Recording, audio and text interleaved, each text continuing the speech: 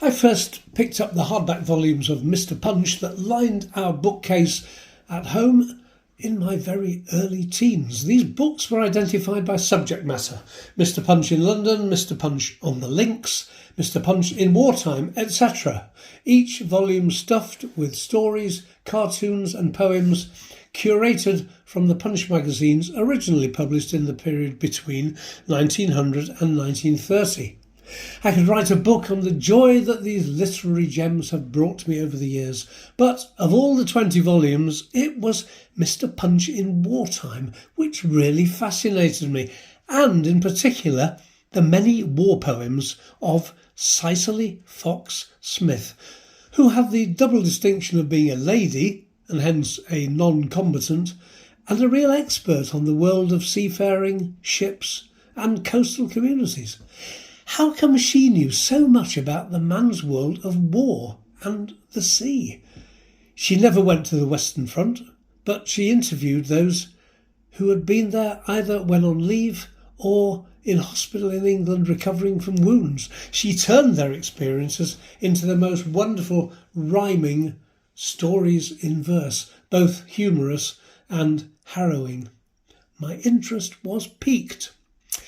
Whilst happy to run events when in business, running theatrical events was not something I'd ever consider doing. But as the World War I centenary period commenced in 2014, I had the inkling of an idea, and it might be a great chance to bring this lady's forgotten war poetry to a wider audience. And where better to do it than at the National Centre for the Written Word, known locally as The Word, in South Shields, the town where I live.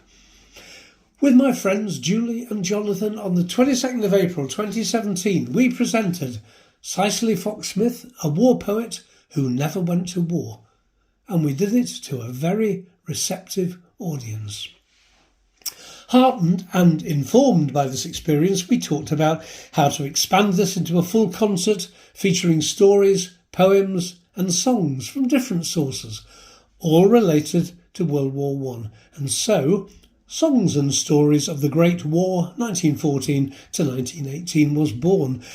And 11 months after the South Shields gig, this was performed one very snowy night in March 2018 in St James's and St Basil's Church in Fenham, Newcastle upon Tyne. A full 2 hours with an interval. And in spite of losing a percentage of our audience due to adverse weather, we raised enough money to fund a new bench in the church's memorial garden. It's now in place and both comforting and comfortable. We featured the Fenham Ensemble Choir together with singers from Dame Allen's School, as well as some solo speaking and singing performances and the services of Kathy Palmer with her Northumbrian pipes, always guaranteed to bring a tear to the eye. From the reactions to what we had put together and pulled off so successfully, it was quite clear that this was not just entertaining and innovative, but it had legs.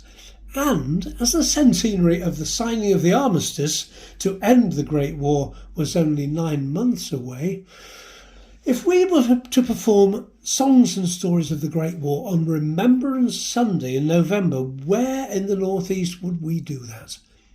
One has to start at the top with the area's prime concert venue, the Sage Gateshead, and knowing the place intimately, the Sage 2 Hall with its 10-sided auditorium and 3 levels of spectators. It would make the perfect venue. Grasping the nettle, inquiries were made, meetings set up, discussions took place, and the enthusiasm for the project was obvious. The Sage people had heard about our March performance, and what I was proposing would fit perfectly with what the Sage had planned for November the 11th. A street party on the concourse, a film performance in the evening, and with our show taking place in the late afternoon. In comparison with the March show in Fenham, this would be shorter, straight-through performance of about 80 minutes, but the broad principle of songs, poems and other readings would still pertain.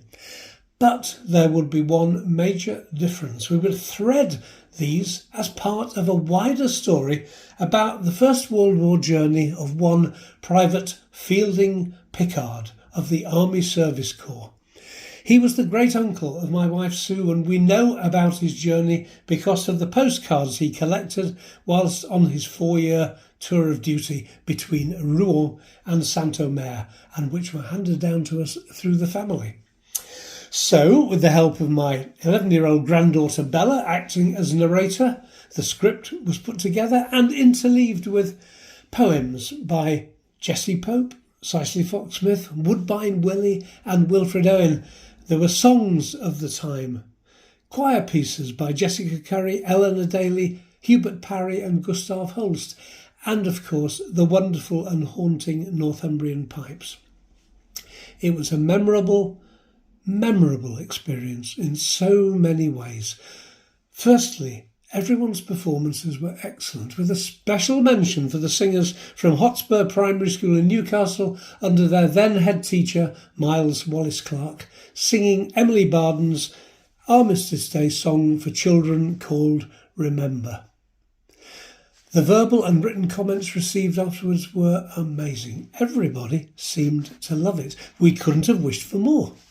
But, of course, lots happened before curtain up time as well.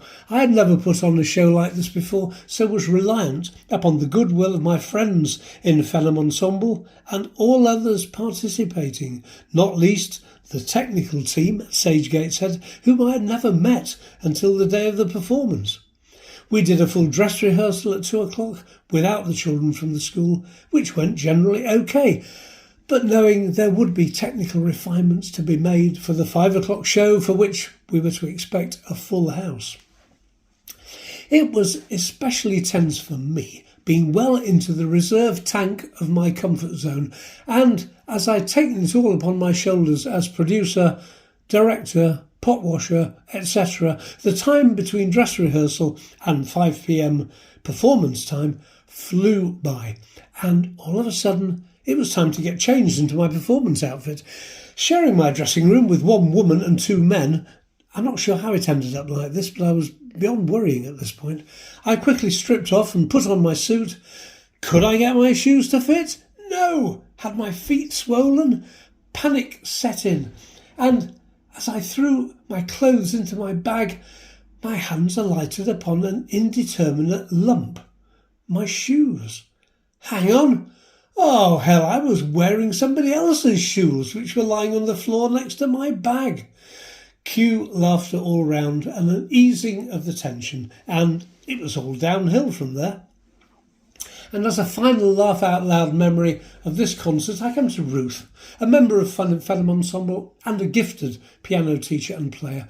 Ruth had the undoubted pleasure of accompanying me on piano whilst I sang one of Cicely Fox-Smith's poems called The Mouth Organ.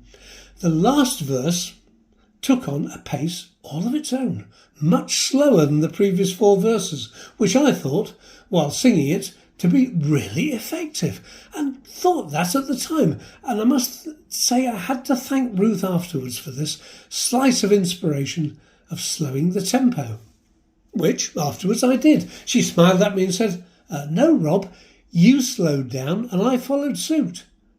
"No, actually, Ruth, you slowed down and I followed suit." Cue lots of laughter, but whichever, it did sound most effective. How lovely to be able to play this all out on one of the most auspicious days in our recent history.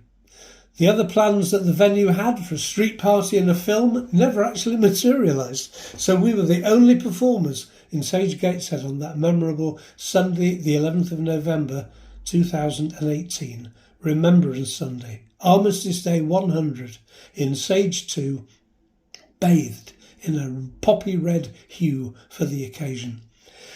And, as I said before, memorable, so memorable. Everyone played their part magnificently. I have a full recording of this performance, but have not found the need to go back and listen to it, as the memory I have of it is so strong and positive. But I may well be underplaying both the significance and the sheer pleasure of being able to curate and perform in such a tribute to all those involved in the Great War, at the front and behind the lines, in whichever theatre of war. It was one of those rare occasions when had the distinct feeling we were waving goodbye to aspects of the lives of many of us which relate to the grainy photographs of relations who were involved in this conflict. A picture of a soldier in a frame on a shelf at home. It's almost as if 100 years is enough, and it's time to finally say goodbye. Yes, we do have to move forwards, but it should never be at the expense of losing sight of our roots and the people and actions of those who went before to help create the world in which we now live. As John Maxwell Edmonds wrote in 1916, "When you go home, tell them of us and say, for your tomorrow, we gave our today."